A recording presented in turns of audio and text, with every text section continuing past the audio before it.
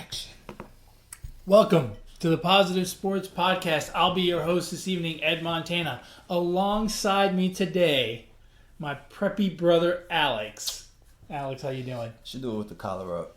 Yeah, you look more proper. Do kind of like Fonz. Hey, do that. So unbutton that button and then the collar one? up. Yeah. Let's see how it looks. No, it'll look great. With the hat. Yeah, no, it'll look very... Oh, yeah. Oh, yeah. Hey. You need to unbutton one more and show off some chest hair. Some taco meat? No, go ahead. I'm going to drive the ladies wild here, man. Yeah, that will drive the women crazy. Ladies, it's definitely no shave November, as you can see. Yeah, no, definitely keep it like, that's too... Maybe you need one button. No, you need one button. You think one button? All right, we'll do one button. Collar up. Fingers pointed out. Gun fingers. No, you're going the wrong way with this. You're trying to be like... What? Isn't that what the Fonz did? Yeah, you're trying Where's to my be... leather coat? You're trying to be... No. You're going the wrong way with this. Yeah, You're trying to be Fonzie cool. I'm trying to get you to look preppy, like...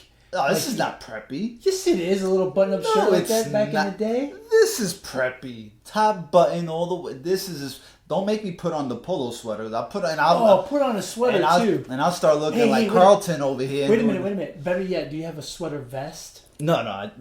Never had one of those. Oh. I got a sweater. I like the V-neck sweaters. I like them. But the vest, I can't. You gotta do the sweater vest. I can rock a sweater vest. Yeah, I can't do it. Well, yeah. I wear a long sleeve shirt, button-up shirt, and a sweater vest. I love it. Well, you need it. To make you look, better than, especially now with it looking all scruffy and shit. What are you talking about, scruffy? This beard is... It's tight and white. Tighty whitey? So for all of the fans out there that are watching this, for all the fans that are listening, I have a beard. Yes, It is No Shave November for me. No Shave November. Some guys do mustaches, some guys do goatees, some guys do beards. I do a different thing every year. This year I went with the beard. But the moral of the story is changing the face of men's health. All of you guys out there, get your annual physicals.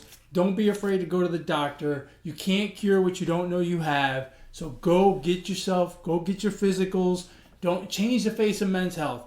And for all of you women that listen to this show, encourage the important men in your life to go out and have their annual physical and checkups and don't brush it to the side. Do it. Take care of yourselves so that you're around for your family and friends for a good long time. Anyway, that's my PSA. Now that you say that, I'm starting to think if I'm important to my wife. I mean, she hasn't recommended me to go to the doctor at all, so no. Wow. My kids haven't either. No one likes you. No one likes me. If it makes you feel any better, make sure you get your annual checkup. All right, bro? I probably won't, but I'll take your advice. I'll listen to your advice. I hear your advice. You should take my advice. Get yourself a physical every year. Yes. So, it feels like we haven't had a podcast or recorded for like 3 weeks because I feel like a lot has happened in sports this week. Yes. I mean, we've some of it very good. Yeah. Some of it, unfortunately, not so good. Yeah. What do you want to talk about first? I mean, I think we should start with this cheating scandal is what I think. You want to go baseball first? Yeah, go baseball first. I mean, it doesn't really matter what we talk about first. We're going to talk about it. We're going to talk about it. So what you're referring to is the Astros and the apparent sign stealing that was going on from a camera feed in center field that was wiring in information or a feed into the dugout. Right. And then players in the dugout were banging on a garbage can or whistling or creating some kind of noise to alert the batter on whether the pitch would be a fastball or a off-speed pitch. Right. What do you think about that? I think the Astros, first of all, there's sign stealing in baseball going on in every game. A guy gets on second base. It happens. I'm sure the batters are not looking directly at the pitcher at all times like Juan Soto is, right? So there's sign stealing going on. It's been a part of the game forever. But I'm sorry, Astros. I mean, they took it a little too far. I mean, they defined the term going above and beyond. They went above and beyond to gain an advantage in the game. And I don't think that's right. Here's the thing. I agree with you. If they are in fact guilty of this, they've gone too far. Because the guy at second base who's trying to give signals back to the batter, look, that's part of the game. He's at second base. What do you expect him to do? You know what I mean? And pitchers and catchers have a different protocol when there's a guy at second base as opposed to when he isn't. Right. And tipping pitches and whatnot, players have tried to figure stuff out forever and a day, right?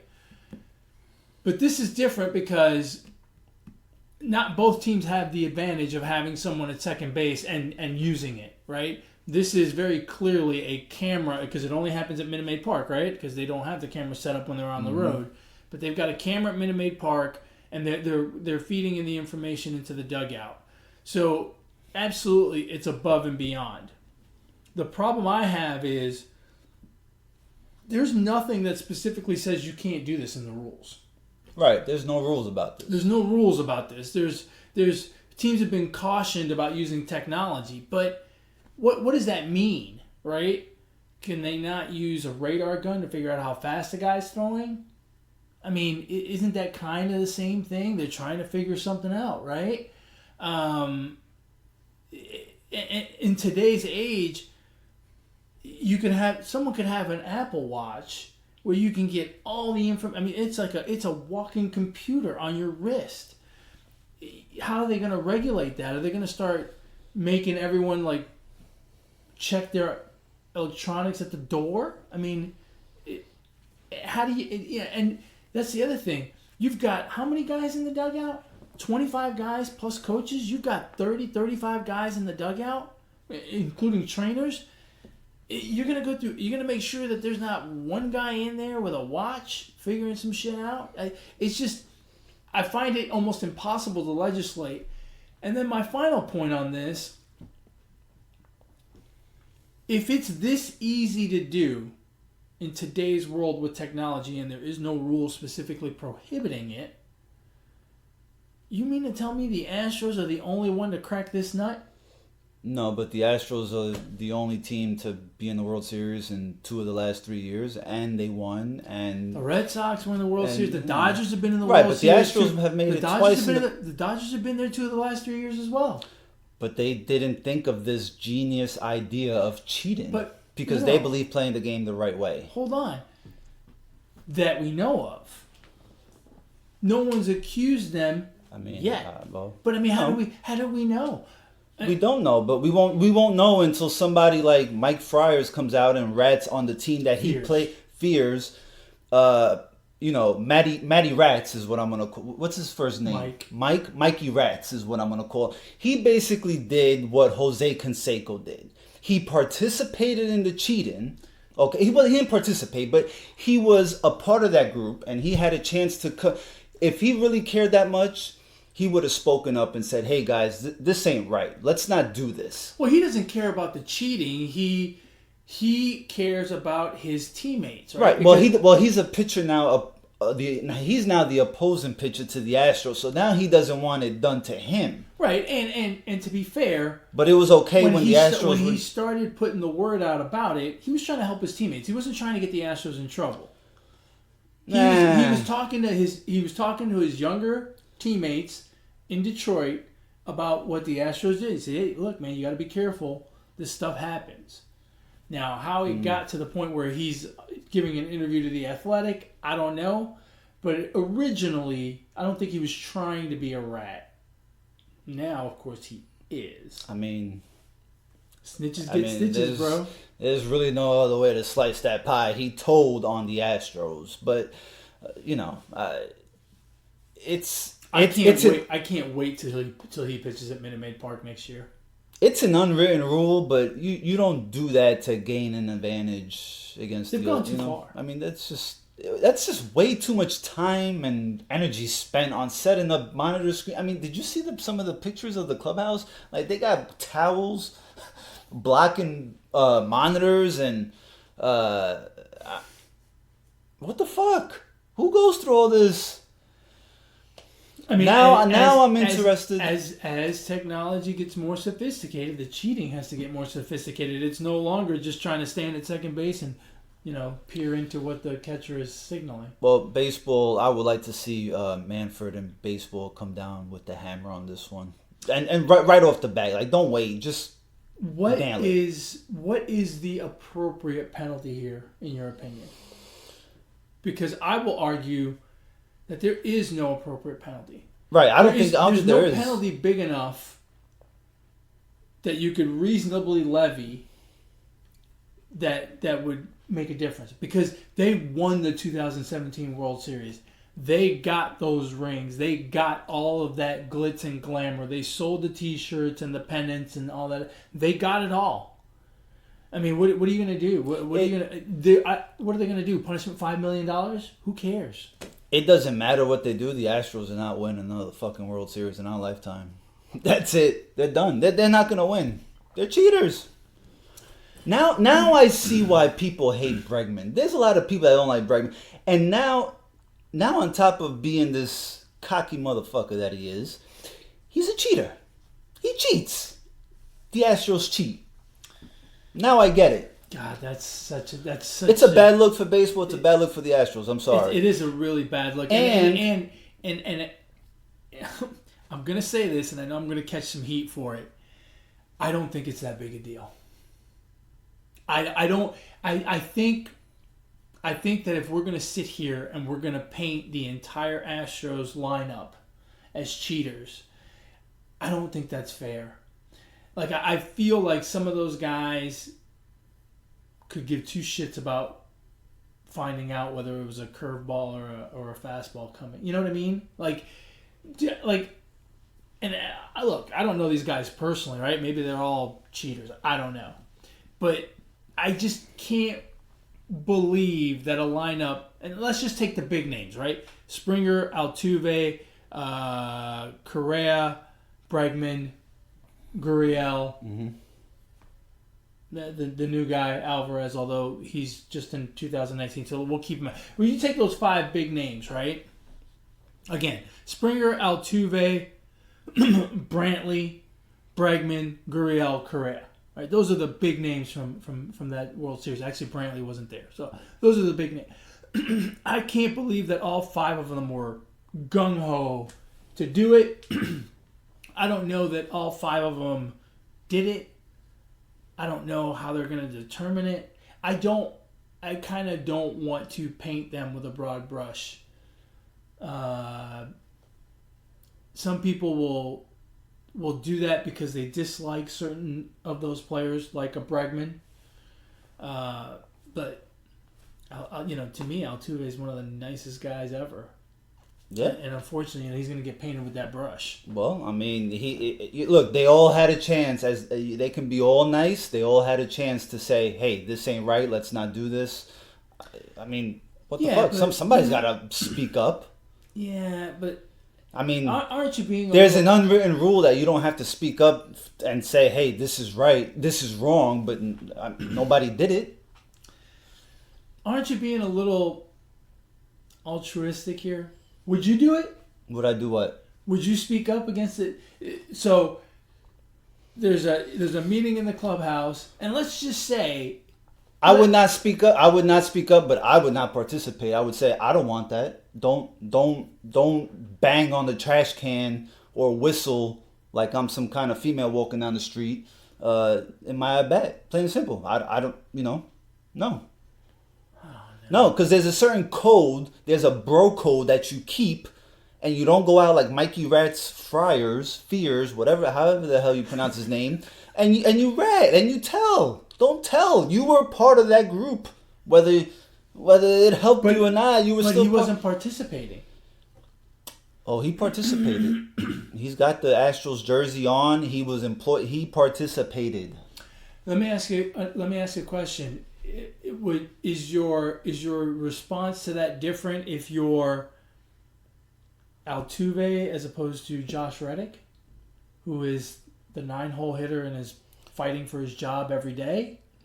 No, I wouldn't cheat. I got caught cheating in the 3rd grade. I wasn't good at it. I don't want to cheat. I want to play things the right way. No, I would not cheat. I think that's one of those things that it's so hard to... I would not take steroids. I would not want someone banging different. on trash cans. No. I think the steroids thing is different. Steroids are illegal, right? So you've got a legal issue there. Right, yeah. They're clearly against the rules. So that to me is, black and white almost.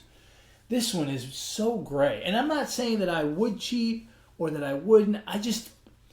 I think it's very difficult for us to sit here, having never been in their situation, and say, I wouldn't do it. I think that's really hard to do. That is difficult, but what's not difficult is they cheated. They went above and beyond to gain an advantage. What I do know that I would not do is I would never be Mike Fears. In the sense that I would have never gone out and done an interview with The Athletic about it. No. I would have told my teammates at the next team, right? Especially because he had a bit of sour grapes when the Astros didn't re-sign him. But I certainly would have told them, right? And keep going. I would have tried to bail him out or whatever. Guys, I present to you Mikey Rats. Here Mike he is. Fears. Mikey Rats is on our podcast today. There you go, Mikey. Mikey, have a seat. Oh, sorry, we can't see you. He's awfully small. He is. He's a small Mikey Rat. That's Mikey Rats. I don't know that I would. I don't know. It's so difficult. Yeah, well, what makes it real difficult is it's not against the rules. It's nowhere on there, right? So but again, it's one of baseball's unwritten rules. I mean, it's just not right, man. Like, it's just not right. Back to the punishment, because we're gonna have another segment on this show where we're gonna have to predict punishments. Give me your prediction of what kind of punishment MLB will hand out to the Astros. Who's their owner? Crane? Yeah. You find McCrane. I mean, you find Crane, and you don't allow him. Him and the whole front office shouldn't be allowed in the suites for like the first 50 games of the season. Well, you can't. I don't think you can. I can't imagine. I don't think you can effectively ban them from running the team for 50 games. No, not running. Not allowed in the suites. Not allow them in the stadium. Right. Yeah. And then fine them, I don't know, $1 million, $2 million, and have them forfeit the next year of first-round picks, which is just one pick, I guess, or next 2 years. The Cardinals got in trouble for stealing scouting data off of the Astros, ironically. So, what did they get? They got, I think it was $1 million fine or $500,000 and a couple of draft picks. Mm-hmm. Again, draft picks aren't quite as valuable in baseball as they are in football, but it's still, it hurts a little bit, I guess. Yeah. I think they should get, and I think they will get, a $5 million fine, and I think they will lose some draft picks. No. Let's say 2 or 3 draft picks. And I don't know. Quite frankly, to me, that's not enough of a deterrent because. Well, you can't make it too harsh either because it's as much as I don't like that they cheated. I'm gonna call it cheating, even though it's really not cheating because it's not in the rules to not do so. You can't. I mean, you can't punish them that harshly because it's just not in the rules. It's not a law. It's not a baseball law, right? So I don't know. So I Which again brings me back to my original point. There's no way to really deter a team from doing it. But they will rewrite the rules. After this, they will. Yeah, they'll put it in the rules. Yeah. But You think any? Do you think any players will take it upon themselves to exact some revenge? Like, do you think there'll be a little beanballing going on? Like, for example, the Yankees come to town, and do you think the Yankees, when they come to town next year, they throw one high and tight to somebody just because they're pissed? No, but when the Astros go to all other 29 major league ballparks, they're gonna hear it. Oh yeah, they're gonna hear it, and in Philly they may throw some shit. Batteries. Here, I don't know fix your electronics now. Here goes some batteries. Here's some batteries for you. I don't know. Look, we also had. Now let's flip over to something good. We also had awards week this week. That's right. In the MLB, it's amazing to me that the Mets picked up 2 of the 3 major awards. I'll say 4 major awards because I think Manager of the Year is a big deal as well. But they picked up 2 of the 4 major awards and they did not make the playoffs. It's kind of sad, in a way. But congratulations to Alonso. Obviously that was kind of a no-brainer. I think all the winners deserved the award. Like, I don't think anyone you can really say. Well, maybe the American League MVP between Trout and Bregman, maybe. But now that this shit came out, no. But I think Trout. For me, Trout. I have a little problem with Trout getting it. For me, I mean, Trout's the best player. He put up the numbers, and that's it. No. Trout's not the best player in Major League Baseball? That is not. Being the best player in baseball is not the argument. Right. It's who had the most valuable season. And Mike Trout missed 25 games. Right? Or 30 games, I think. Okay. And Bregman's numbers were just as good. Bregman played on a team that won 100 and some odd games. Mike Trout played on a team that never even sniffed the playoffs. So, yeah. And my problem with you saying he's the best player in baseball is I get sick and tired of guys winning awards because they're the best player. That's not the award. The award is what did you do this season. So if next year, if he plays 10 games, does he get the MVP? Because he's still going to be the best player in baseball. Okay, let me ask you this. Why did Bregman have so many RBIs? Because there was people on base, right? So, I mean, he was on a way better team.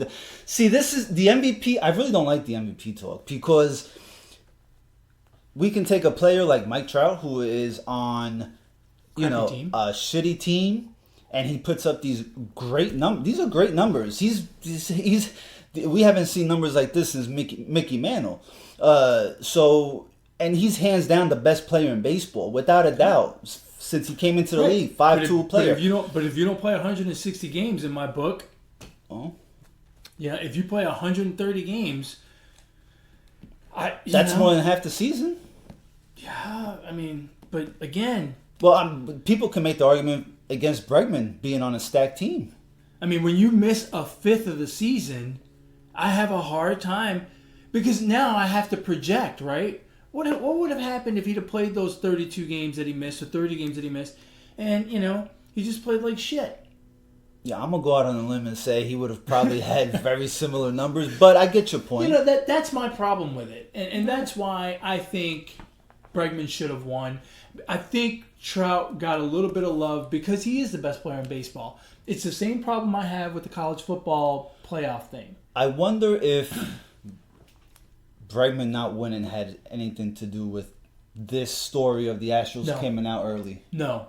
Somebody probably knew because it came out a couple days after, right? So I'm wondering if that had anything to do. The story came out a couple days after they announced the MVP. Yeah, I know. But the voting for the MVP happens at the very end of the season. Last day of the season, all the ballots are in. So that was... It's only a month ago. That was a month ago. So... They could have been that this... No, I'm just saying. I'm just putting it out there. Look, we live in Houston. There's a lot of Houston fans that were grumbling about the MVP thing, and they thought it was because of the story. And I, for one, do not think that. I just don't believe that's the case in here. Well, let's see. MVP in the National League, Bellinger, got no problem with that. He cheated too, according to Yu Darvish. Did you see that? No. So Yu Darvish posted a video, or someone posted a video and he got a hang of it, and he put a caption in there. Well, I forgot what the caption was. I may have it here. Hold on a second. He basically said that. Hold on. Let me pull it up real quick if I can find it. Hold on. Which, of course, you can't. Of course not. Hold on. Bear with me over here. I'm going to find it somewhere. We have a show going on. So he basically said... All right, so he basically said... The video catches Yelich looking in the batter's box, looking at Darvish, and then glances over... to the other direction, which looks like he could be looking at the second base. There's a second baseman. There's a runner on second, so it looks like he could have been staring at him. And so whatever, he put his little caption out there, and then, Yelich actually replied and said, you're better than that. There's no need for this, or something like that. No one needs a cheat. Yeah, there you go. There you go. That's what he said. And so, I mean, yeah. But again, I don't have a problem with that because that's during the scope of the game, right? There's a guy at second base. Right. So, Bellinger won or Yelich won? Bellinger won. Yelich won last year. I have no problem with that one. Well, wait a second. Now, Bellinger played more games than Mike Trout, but Bellinger's stats declined as the year went on. You're making my argument for me about Trout. No. Well, why should we give it to the guy? Why should we give it to the guy whose stats went down during the year? But he still had... And Yelich... But Yelich had good numbers too, though. But Yelich also missed 30 games. He didn't miss that many. I think he missed quite a bit. But again, but those numbers were very comparable. I wouldn't have had a problem either way with those two. I thought it was Bellinger. Slumps are not a reason to not give someone the MVP. Or a hot streak is not a reason to give him the MVP, right? But it's not a reason to say, oh, well, but again... But the MVP has become a stats-driven... Yeah, no, absolutely. Award. Oh, absolutely. I mean, baseball is a stats-driven game. Yeah. That's just the way it is. But I don't have a problem with Bellinger. I thought they're very comparable stats between him and Yelich. I'm okay with it. Yeah. I'm okay with all of the awards. I am too. I think I'd have given the AL Cy Young to Garrett Cole instead of Verlander. Alvarez was very clearly the Rookie of the Year in the American League. I would have given the award.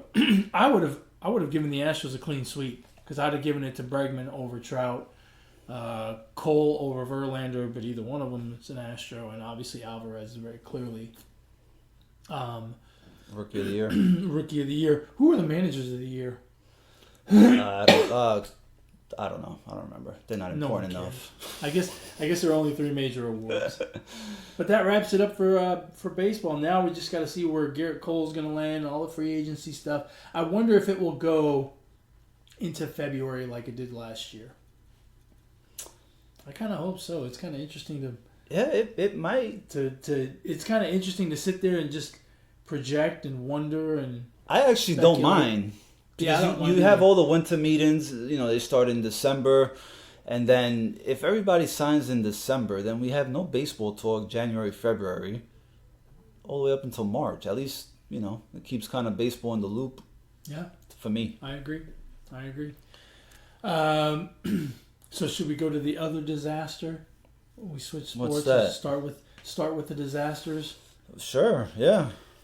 Football? Yeah, football. If we're going to talk football, let's start with the disaster that was Thursday night football. Not only were we treated to a horrible football game, because that was painful to watch, and some of us actually made it through the whole thing somehow. Admittedly, I was doing other stuff. I was doing some work while I had the game kind of playing on in the background.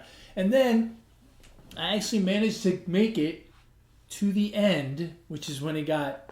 That's when all the fun started, man. Far and away the most exciting part of the game. So we'll set the scene for those that don't know, for those that have been living under a rock. 21-7, the Browns are up. There's less than 30 seconds left in the game. The Steelers are not. The Steelers have the ball on their own 12-yard line. They're not kneeling it. They're not. They're trying to run plays, trying to get a few more reps for their rookie quarterback Mason Rudolph. He throws a little screen. He got sacked on first down. Got sacked on second down. Now it's third and forever, right, from the 12. They do their normal pass rush. He throws a little screen pass, and Myles Garrett gets a hold of him and drives him into the ground. At which point, Mason Rudolph is not happy about it. They start jawing at each other. Myles Garrett gets up. Mason Rudolph is trying to get up, and in that process, Myles Garrett rips the helmet off of Mason Rudolph. By this point, 2 other Steelers have come over to try to break up the fracas. Mason Rudolph gets up off the ground and runs around to try to get in Myles Garrett's face to tell him, hey man, do you want to come over for dinner after the game?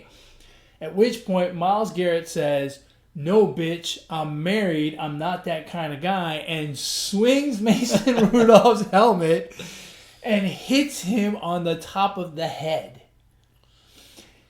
More scuffle ensues.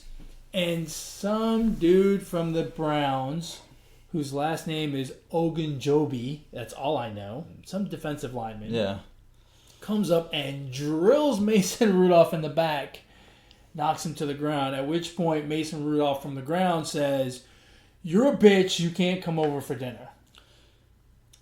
Shout out to the lineman of the Steelers who tried to punch Myles Garrett in the head. And that's another part that I kind of left out of this. One of the Pouncey brothers, I don't know which one it is. Pouncey. Marquise or whatever. Yeah. Once he saw Mason Rudolph get clobbered on the top of the head like a hammer hitting a nail, he came around, threw some punches at Myles Garrett. Myles Garrett in the scuffle falls to the floor. Pouncey throws some kicks. I don't think he ever really connects. No. Well, he still has his helmet on, doesn't he? But the intention was there. And so we've got a pretty ugly scene at the end of the game. Myles Garrett was ejected. Ogunjobi was ejected. Pouncey was ejected. I don't know if Mason Rudolph was ejected. I don't think he was. I don't know. I don't think so. I think it was just those 3. And so then, of course, the thing right after that was on Thursday. On Friday, the NFL announces some suspensions, preliminary suspensions. Myles Garrett gets the rest of the season and playoffs, which, let's face it, for the Browns, that's the rest of the season. For those of you wondering, 6 games they have left. Pouncey got 3 games. Ogunjobi got 1 game. Mason Rudolph got a fine. He's the quarterback. Protect the quarterback at all costs. And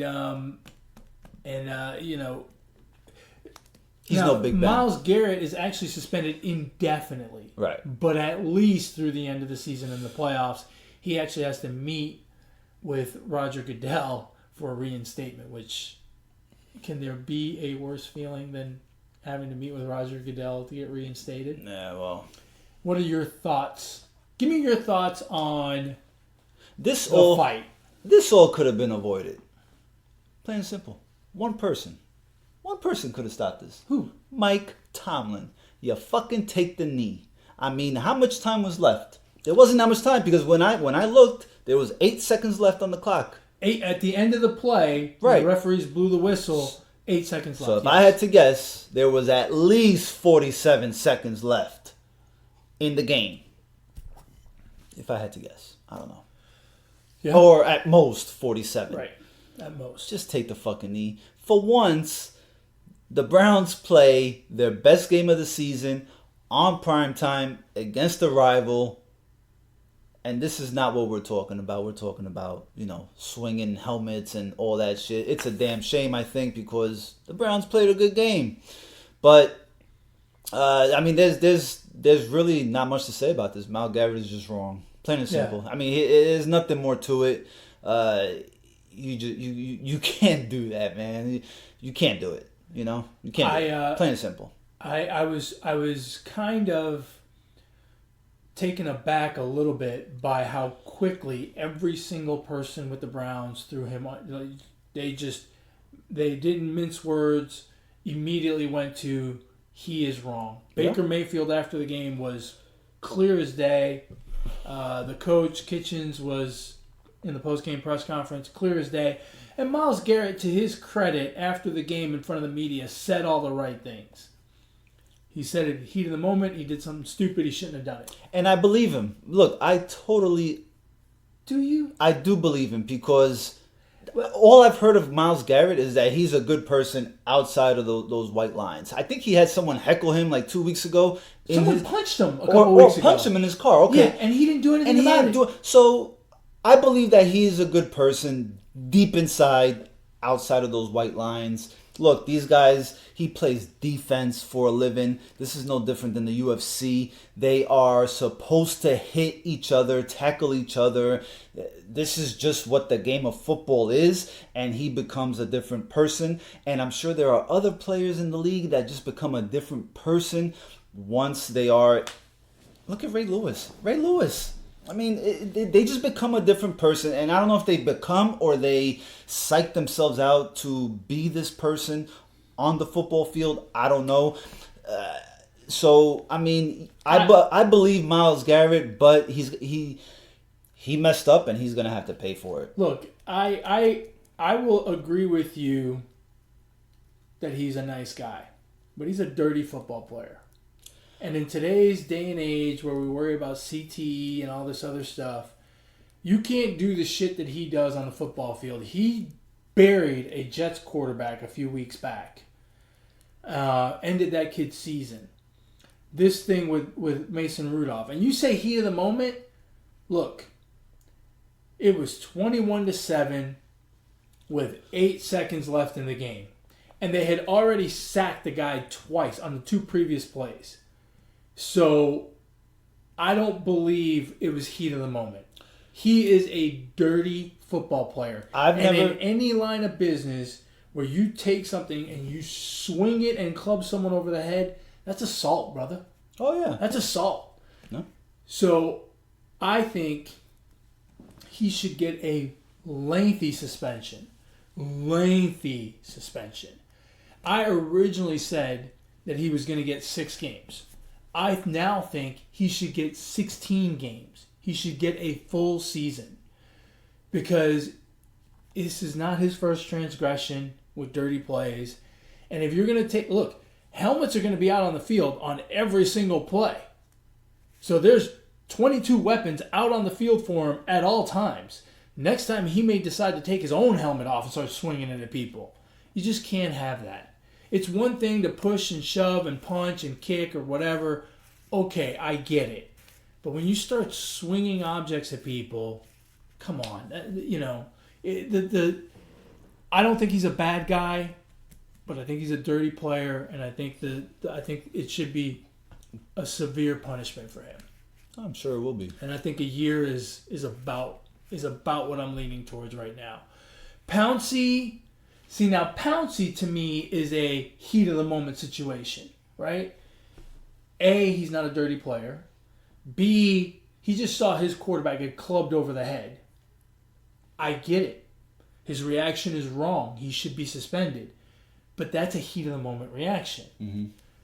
I think 3 games. I personally would have given him 2. I don't have a problem with 3 games. What do you think? On Pouncey? Mm-hmm. Are you good with 3? Should he have gotten more? Should he have gotten less?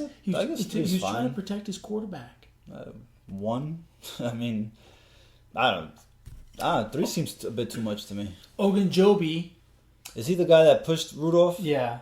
He got 1, which I'm okay with. It was a late hit. I'll tell you what. They play one more time. I can't wait to see that. Because that was a chippy game beforehand. He should get a cheap shot in the end that game somewhere. Absolutely. I would guess he will. You know what they're not talking about, which I find very interesting, and I'm very curious what the NFL is going to do. There are very clearly in the video 2 guys that come off the bench and get in the fight from the Browns. Number 99. It's football. It's not bench. It's sidelines. That's not sideline. Whatever. They weren't playing, so they were benched. Number 99 and number 92 come running onto the field. And I don't think the NFL has a you can't come on the field during a fracas type of rule like the NBA does. where it's an automatic suspension. But I'll be curious if those guys get suspended. Well, because by the way, they didn't come in to break it up. Right. They came in and they were in the middle of the pushing and shoving, and I didn't see them swing anything. But yeah. Well, it could be one of those things where it's not in the rule book, so you can't really discipline them for it. Now, if they swung and pushed, maybe, right? You think they're going to get suspended? Nah, because no one's really talking no one about really it. cares about them. No? So, could be. Could be. So that was ugly. Yeah, that was a crazy It's a real ending. Black eye for the sport. It's just not cool. Yeah. Not cool at all.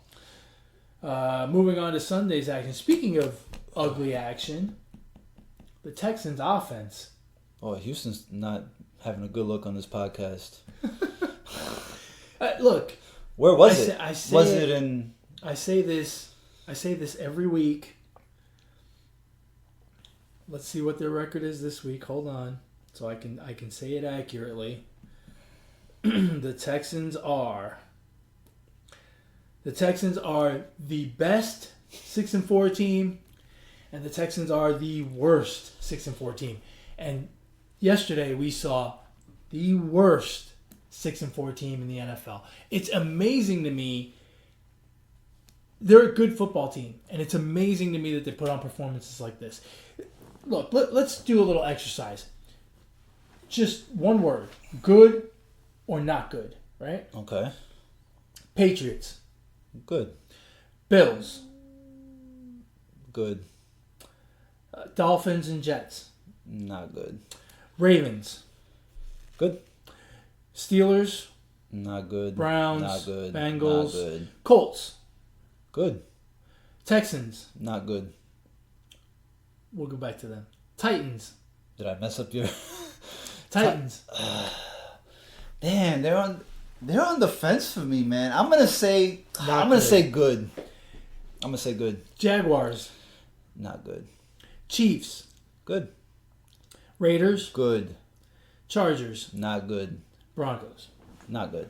So you have 6 teams. I didn't count the Titans because it's complete bullshit. They're 5-5, and the Texans are 6-4. So shut your face. They're not good. Yeah. Everyone clowned me when I said the Raiders are gonna make a push here at the end, and they're making a push. Yeah. Well, everybody clowned me about the Bills. Well, hold on. So you got 6 teams. Mm-hmm. The Texans are as good as any of those teams. They're not that good, bro. That's not a good team. Deshaun Watson is a very good quarterback. DeAndre Hopkins is a very good wide receiver. The rest of that team is not very good. No offensive line, no J.J. Watt, no defensive line. Coaching is not good. That is not a very good team. That's a good football team. The way they're playing, it shows that they're not a good football team. But you get performances like you got yesterday. Yeah. They are the it's best 6-4 team and the worst 6-4 team.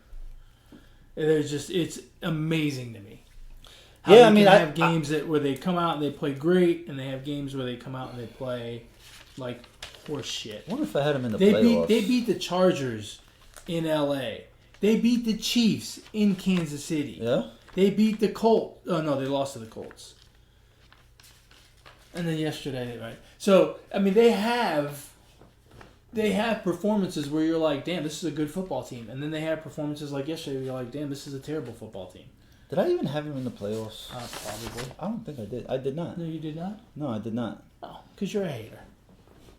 No, I mean, they're not a good football team. It's what my eyes see. But no, I mean... It's amazing. Yeah. I mean, they're going to have a tough road. Now they got to play on a short week against the Colts on Thursday night. That's not going to be easy. That's not going to be easy for them. So, and the Titans are 5-5. I mean... They're right there. They're in the hunt. But...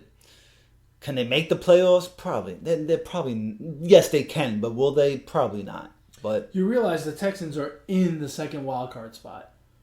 Okay, that's fine. I mean, it's crazy. Yeah. And you look around, right? So you've got the Patriots, Ravens, Colts, and Chiefs leading their divisions.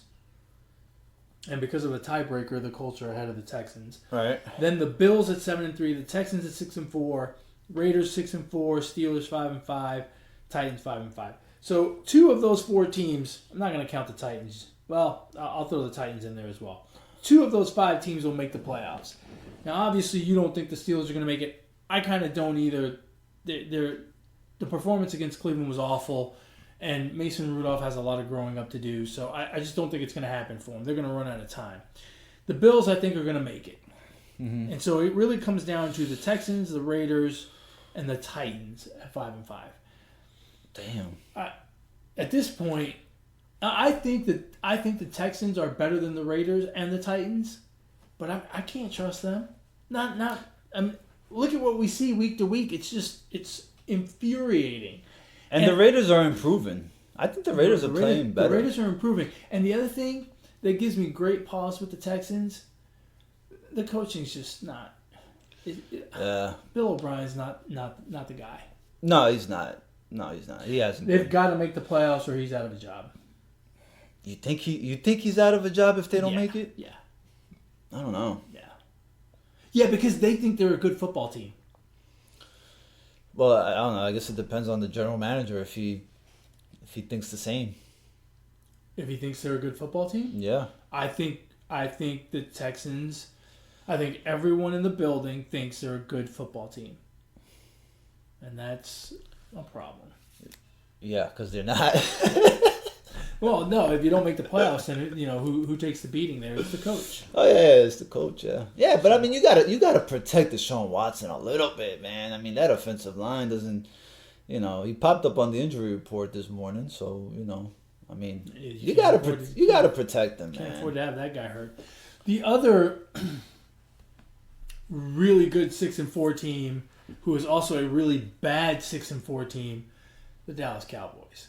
Now, I think they're better than the Texans. I think they're a little bit better than the Texans. Yeah, they're a little better.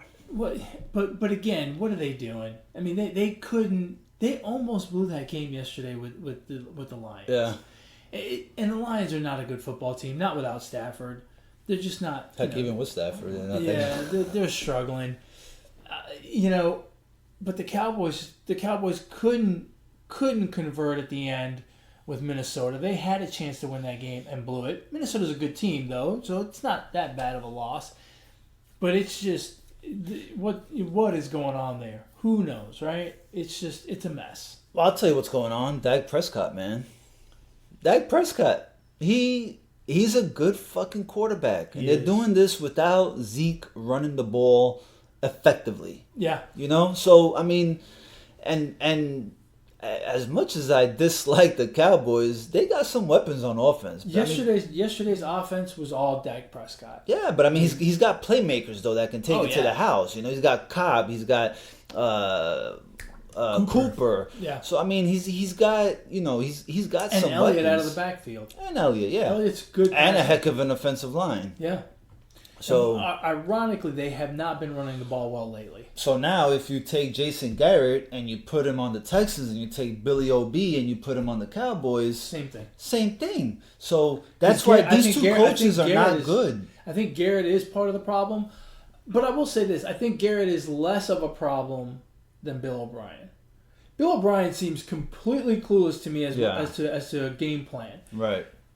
Jason Garrett at least has some idea, and maybe he makes some bonehead calls here and there, stuff that maybe we wouldn't do, but, isn't crazy. But Bill O'Brien is just... Bill O'Brien seems to walk out on the field every week going, all right, guys, what are we going to do here? You know what I mean? Whereas Jason Garrett at least has a plan. Right. Executes. Sometimes he deviates and messes it up, but he's working on it. Yeah, I agree with that. I think both of those teams, though, would benefit greatly from a good coach. Man, the Cowboys played 3 straight primetime games. They went 2-1 in those games. It's pretty impressive. 3 straight primetime games. The Vikings had a great game yesterday. Well, great second half. They were down 20-0 in the first half. Who did they play yesterday? They played the Broncos at home. Oh, God. And for all the talk that Kirk Cousins can't play in a primetime game, he won last week against the Cowboys. Mm-hmm. And he can't play big games and all that. I mean, he's been lights out. He's been actually playing, living up to his contract. Yeah, he's a good quarterback. For now. Well, yeah. For now, he is. He's playing very well. Time will tap everyone on the shoulder eventually. But so that was I mean that's a game they should win anyway. Denver's not that good. Denver's terrible. But... And they had 2 bad calls. Well, 2 bad non-calls.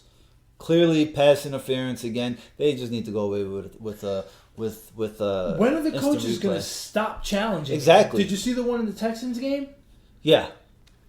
I mean, to me that was clear as day. That was the most clear. You lose a timeout, right? Yeah. Right. Yeah. So why coaches are giving timeouts away because they are not going to reverse a PI call. They're just not going to do it.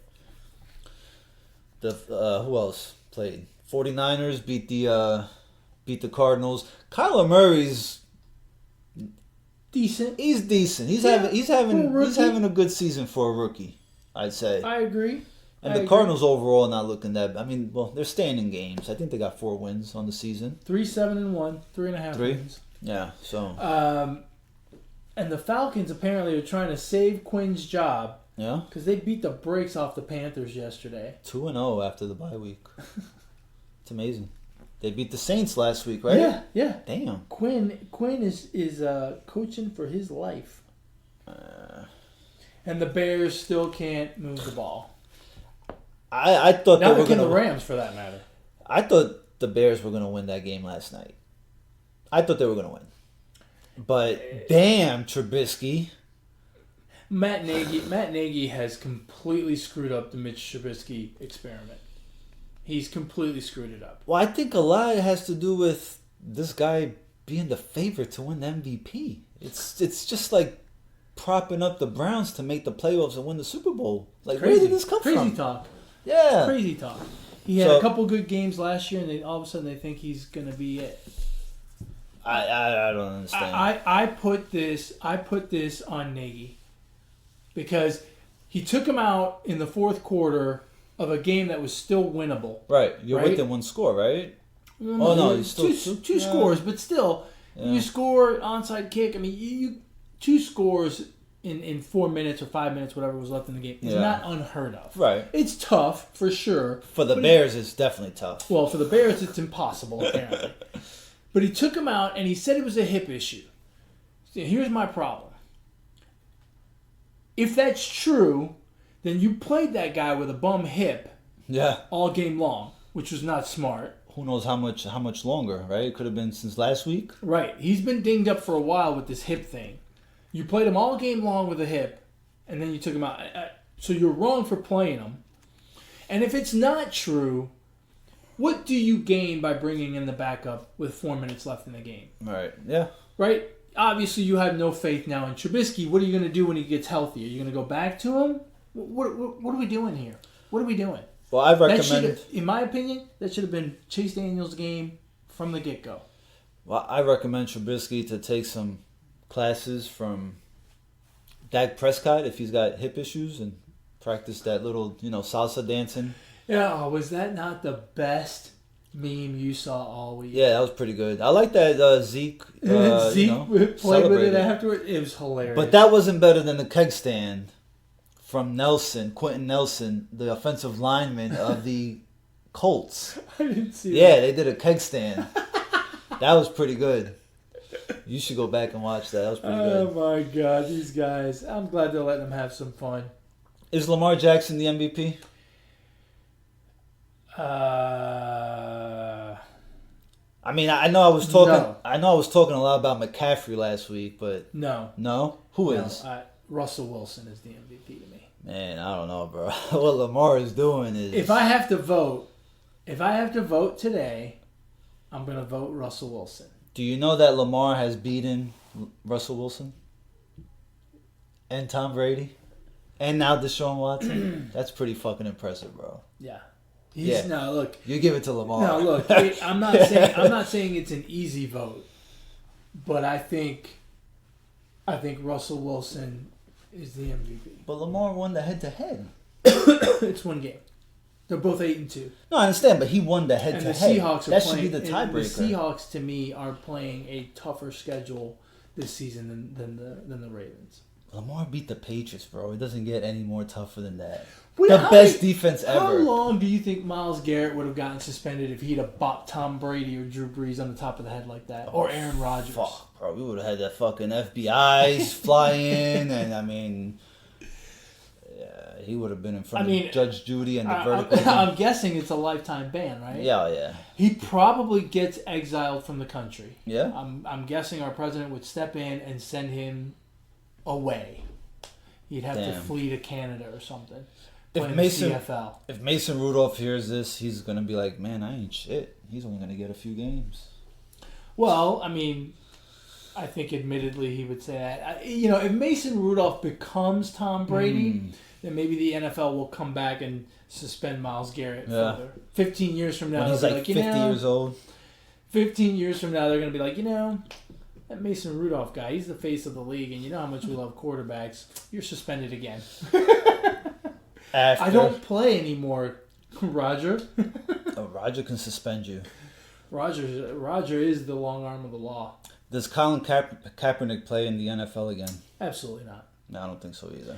And here's my problem there. That workout this weekend was PR and bullshit from both sides. Because the NFL is trying to make it seem like they're giving him every opportunity, and he wants the opportunity so that then no one signs him so that he can be a martyr. He doesn't want to play football. He wants to be a martyr. And I know that a lot of people, I'm not the first person to say that, but the bullshit that went on with moving it and not wanting to sign the waiver and all this other shit, the NFL did it on a Saturday when everyone's fucking worried about their game the next day. You can't get all the personnel there. He didn't even know who he was going to throw to until right before the thing happened. Right. And who's got the rights to the film? I mean, come on. Look, Colin Kaepernick, from a skills perspective, is absolutely one of the best 64 quarterbacks on the planet. He should be a backup somewhere. Absolutely. 100%. But there's not a coach in the NFL that wants his backup quarterback doing press conferences every week. Football is, of all the sports, football is the one that hates the distractions more than any other sport. And there's not one of those 32 NFL coaches that wants his backup quarterback doing press conferences every week. There's not one of those 32 NFL coaches that thinks he is good enough to take them to the Super Bowl today. And if you can't do that, I'm sorry, there's no job for you here. It's just that simple. If it was Tom Brady, it'd be different. If it was Aaron Rodgers, it'd be different. But the fact of the matter is, it's not. And he's not going to get a job. It's just that simple. It's the same reason Tim Tebow couldn't get a job. Tim Tebow, when he stepped away from the game and decided to go play baseball, Tim Tebow was one of the best 64 quarterbacks on the planet. He deserved to be the backup somewhere. But no NFL coach wants his backup quarterback doing press conferences every week and bringing that distraction into the clubhouse. It's just that simple. Yeah, I agree with the distraction. Kaepernick could probably be a starting quarterback for about 5 to 7 teams in the league. I mean, there's some quarterbacks that don't, but he's not taking them to the promised land. I don't know that. He looks like he's in. No, hold on. If we're talking just football, there's about 5 or 7 teams that he can absolutely be starting quarterback for, because these are not. I mean, if we go through the quarterbacks, we'll find that there are some ranked all the way at the bottom 5 that he's better than. Right. I mean, yeah, he may not take him to the Super Bowl, but they would be better off with Colin. Kaepernick was a good quarterback, okay? This whole thing, though, is a shit show on both parties. Yeah, I agree with you. Plain and simple. My 3 words to describe all this is trust, compromise, and 2 words, I guess. Trust and they don't trust each other, and they won't compromise with each other. Like, I understand. When you said 2 words, I thought you were going to say. When you said 3 words, I thought it was 2 words. Shit show. Oh, nah. So, like, I mean, I understand Colin Kaepernick's whole ordeal. I do believe he wants to play football because I do believe that he has to earn a living. He's got to earn a living somehow. He wants to play football, but he wants to play it on his terms. And the NFL wants to let him play football, but they want to let him play football on their terms. And so, they can't meet in the middle. Plain and simple, I mean, who the fuck says that you can't play football and talk about social injustice at the same time? You know who says you can't? The NFL. Why? At your job, at people's job, at everywhere. At people's job, you talk about work, and you got people that talk about politics. Nobody says anything about that. I mean, what's the big deal about him wanting to do something that is not wrong? It's not wrong. It's trying to bring something to light. I mean, hey, if we're talking positive here, he's trying to do something positive. At the same time, hey, Colin Kaepernick is just like me. He wants to earn a buck. And there's nothing wrong with that. Play football and do what you got to do. But the NFL doesn't allow that. And, they just won't meet in the middle. I just want to make one distinction. The NFL is allowing him to play football. On their terms. Hold on. The NFL allows him to play football. The problem is the 32 organizations do not want his distraction.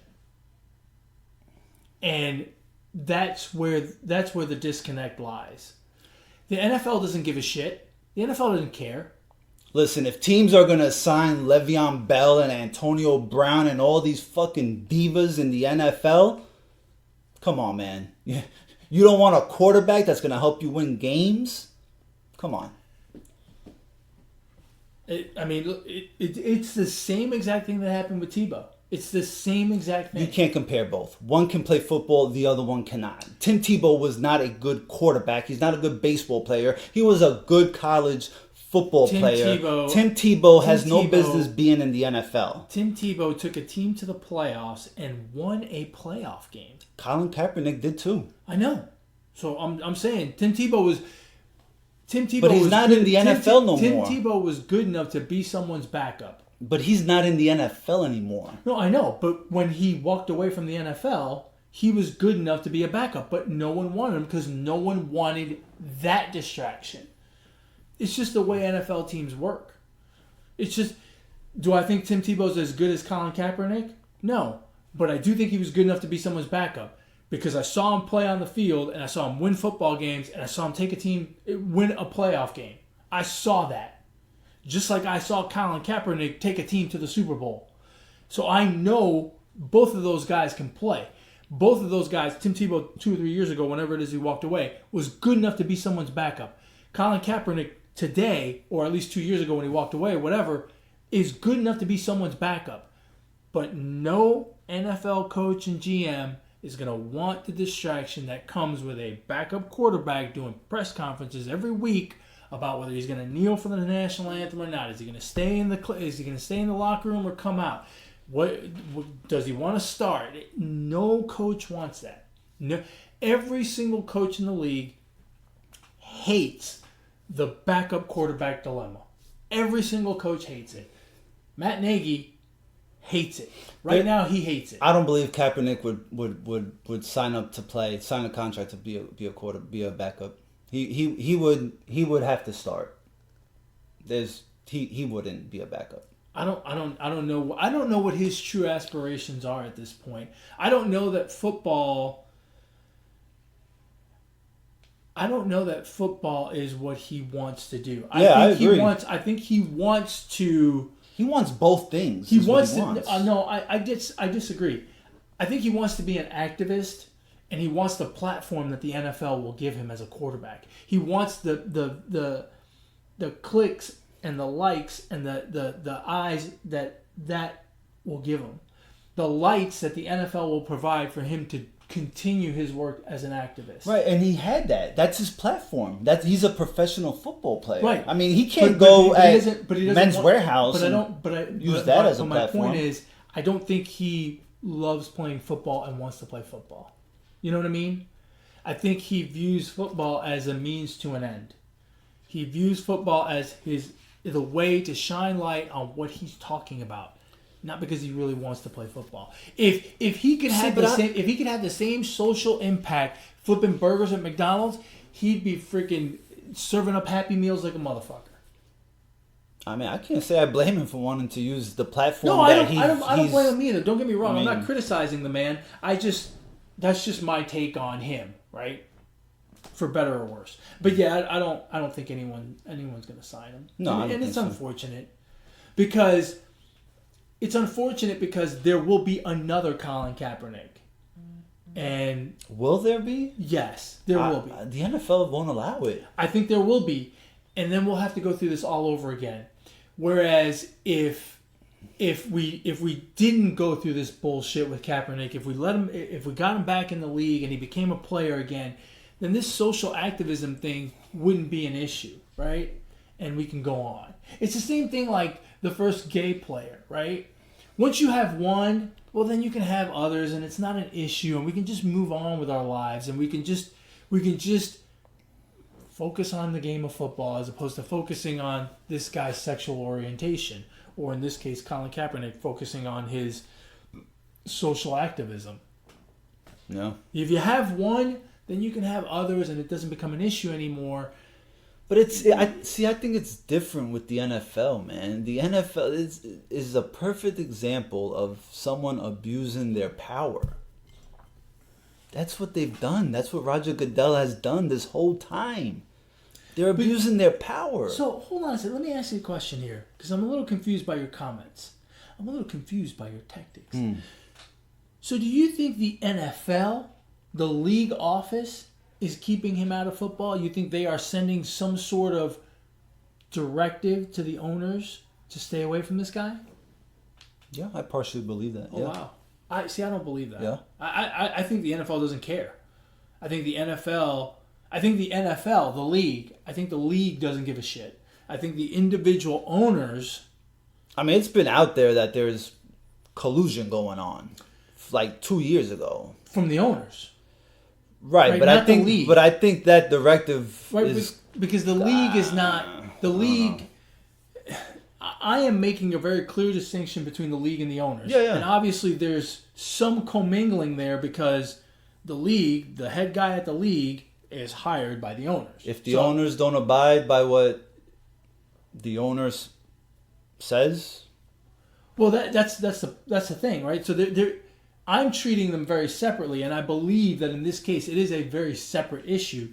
The league doesn't have a problem with Colin Kaepernick. He's not suspended. Anyone can sign him. No big deal. I think the owners have collectively made a choice to stay away from this head case. Oh, no, I'm sorry. I shouldn't say that. Not head case. From this situation, right? Because they don't want the distraction and because maybe they disagree with his social activism on the football field. But I don't think the league is giving them any directive. The collusion that you're referring to is, I think, confined to the owners.